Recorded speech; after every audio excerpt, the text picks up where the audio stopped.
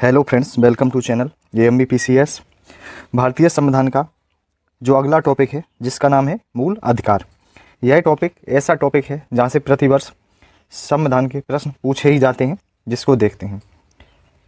मूल अधिकार का वर्णन है वह भाग 3 के अनुच्छेद 12 से 35 तक मिलता है तथा भाग 3 इतना महत्वपूर्ण है, इसीलिए इसे भारत का मैग्ना कार्टा कहा जाता है।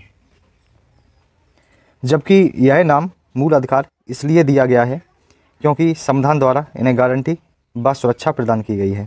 यानी कि जो मूल अधिकार हैं व्यक्ति के चौमुखी विकास को बढ़ावा देते हैं।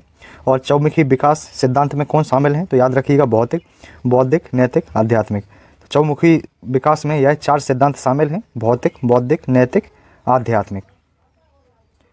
जबकि मूल संविधान में 7 मौलिक अधिकार थे, जबकि वर्तमान में मौलिक अधिकारों की संख्या कितनी है? 6। तो यह 6 मौलिक अधिकार कौन से हैं इसको देखते हैं।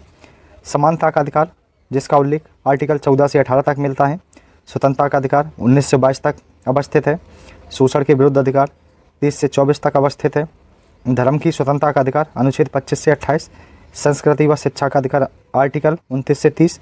संवैधानिक उपचारों का अधिकार जो है अनुच्छेद 32 में मिलता है।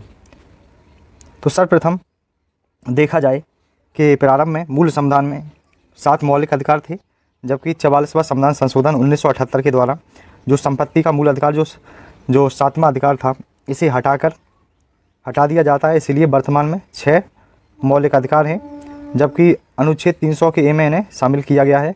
और जो कानूनी अधिकार हैं, जो संपत्ति का जो अधिकार है वह कैसा अधिकार है? कानूनी अधिकार है। जबकि देखा जाए कि जो फंडामेंटल राइट्स हैं उनका उल्लेख मिलता है 12 से 35 तक। लेकिन याद रखिएगा कि ऐसे आर्टिकल हैं जो विदेशियों को भी प्राप्त हैं। भारतीयों को तो प्राप्त हैं ही, साथ में विदेशियों को प्राप्त हैं। अनुच्छेद 14 और 20 से लेकर 28। तो याद रखिएगा आर्टिकल 14 व 20 से लेकर 28 ऐसे अनुच्छेद हैं जो भारतीयों के साथ विदेशियों को भी प्राप्त हैं। इसके बाद देखते हैं, प्रारंभ करते हैं अनुच्छेद 12 से। तो सर्वप्रथम याद रखिएगा कि राज्य शब्द की परिभाषा का जो उल्लेख है अनुच्छेद 12 में भी मिलता है, जबकि DPSP का जो पहला आर्टिकल है 36 इसमें भी मिलता है। राज्य शब्द की परिभाषा में देखा जाए तो भारत की जो संसद है इसे शामिल किया गया है। राज्य की विधानमंडल, जबकि नगर पालिका, जिला बोर्ड, सुधार न्यास व LIC, ONGC, सेल आदि को भी शामिल किया जाता है। तो याद रखिए, जबकि उच्चतम न्यायालय के अनुसार कोई भी निजी इकाई या एजेंसी जो बतौर राज्य की संस्था के रूप में कार्य कर रही है वह अनुच्छेद 12 के तहत राज्य के अर्थ में आती है। तो ये भी बात याद रखिएगा, जो भी एजेंसियां, इकाई हैं जो राज्य में कार्य कर रही हैं वो भी राज्य शब्द की परिभाषा के अंतर्गत आती हैं।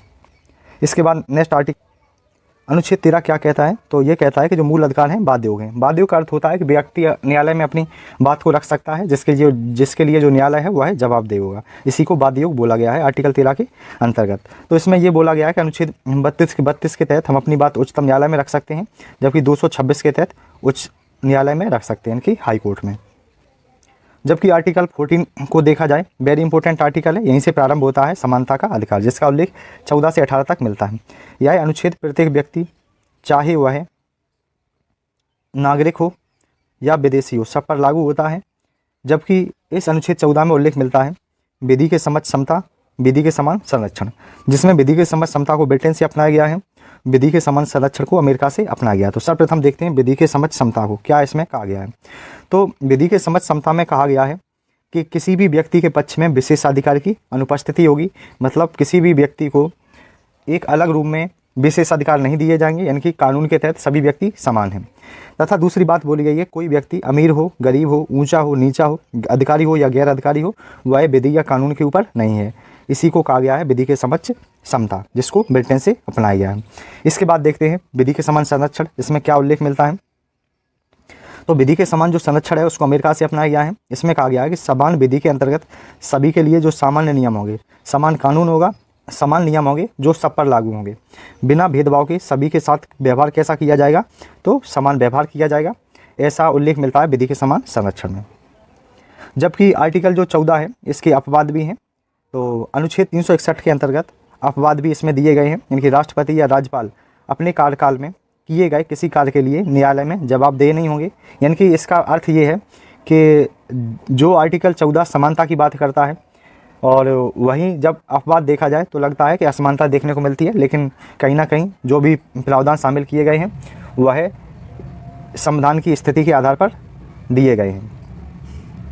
इसके साथ देखते हैं, राष्ट्रपति या राज्यपाल के विरुद्ध किसी न्यायालय में किसी भी प्रकार की दंडिक कार्रवाई चालू नहीं रखी जाएगी या प्रारंभ नहीं की जाएगी, जबकि राष्ट्रपति या राज्यपाल को पदाविधि के दौरान गिरफ्तारी या कारावास के लिए किसी न्यायालय से कोई प्रक्रिया प्रारंभ नहीं की जाएगी, ऐसा भी प्रावधान किया गया है। जबकि विदेशी संप्रभु शासक व राजदूत भी मुक्त होंगे, इन पर भी कोई प्रक्रिया न्यायालय द्वारा प्रारंभ नहीं की जाएगी। तो याद रखिएगा, आर्टिकल 14 में एक तरफ तो हमने देखा कि समानता का अधिकार जो सभी पर लागू होता है, तथा हमने ये भी देखा कि यह जो समता है किस प्रकार ये अपवाद इसमें देखने को मिलते हैं। इसके बाद नेक्स्ट आर्टिकल देख, अनुच्छेद 15। तो इसमें याद रखिएगा, इसमें कहा जाता है कि राज्य किसी नागरिक के प्रति धर्म, वंश, जाति, लिंग, जन्म स्थान को लेकर विभेद नहीं करेगा। यानी कि दुकान, सार्वजनिक भोजनालय, होटल, सार्वजनिक मनोरंजन के स्थान आदि में किसी व्यक्ति की रोक नहीं होगी धर्म, लिंग, जाति, जन्म स्थान, वंश के आधार पर। लेकिन इसके भी कुछ अपवाद देखने को मिलते हैं, जैसे स्थानीय निकायों में महिलाओं के लिए आरक्षण का प्रावधान किया गया है, बच्चों के लिए निःशुल्क शिक्षा की व्यवस्था का प्रावधान है, विधानमंडल में सीटों का आरक्षण का वर्णन मिलता है, जबकि SC ST के लोगों के लिए उत्थान के लिए शैक्षिक संस्थानों में प्रवेश के लिए छूट का प्रावधान भी है। तो ये अनुच्छेद 15 का अपवाद है। इसके बाद देखते हैं अनुच्छेद 16।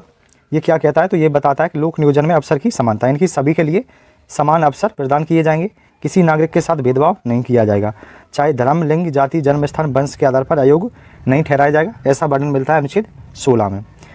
इसके बाद देखते हैं अनुच्छेद 17 को। यह महत्वपूर्ण आर्टिकल है। इसमें अस्पृश्यता व छुआछूत के अंत का प्रावधान है, अनटचेबिलिटी का। अस्पृश्यता जो शब्द है इसको ना तो संविधान में ना ही किसी अधिनियम में परिभाषित किया गया है, इस बात को भी याद रखिएगा।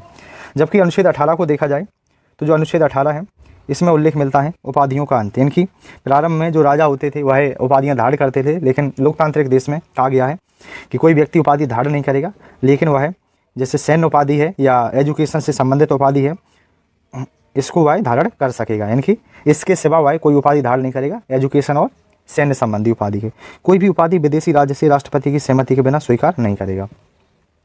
जबकि न्यायालय ने कहा जो पुरस्कार हैं वह उपाधि नहीं है, उन्हें अनुच्छेद 18 में वर्णित प्रावधानों का उल्लंघन नहीं होता है। तो जो पुरस्कार मिलते हैं उन वह कोई उपाधि नहीं है, ऐसा न्यायालय ने कहा है। तो आज का यह जो टॉपिक है मूल अधिकार, वह पार्ट 1 कंप्लीट हुआ है। पार्ट 2 नेक्स्ट क्लास में जल्दी देखेंगे। लेक्चर पसंद आता है तो चैनल को सब्सक्राइब करें। धन्यवाद।